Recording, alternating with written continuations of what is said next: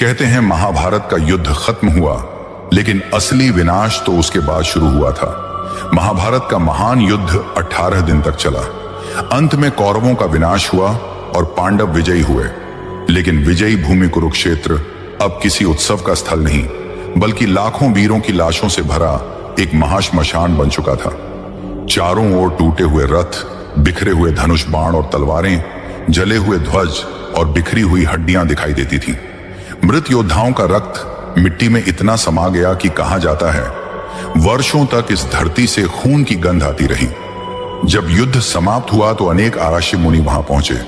उन्होंने देखा कि यह पवित्र भूमि, जो धर्म स्थल कही जाती थी, अब रक्त और पाप से अपवित्र हो चुकी है। तब उन्होंने कहा, यह भूमि केवल युद्ध और विनाश की नहीं, बल्कि धर्म और अधर्म के अंतिम निर्णय की भूमि बनेगी। इसीलिए कुरुक्षेत्र को धर्म क्षेत्र कहा गया, जहां हर युग में धर्म और अधर्म की परीक्षा होती है।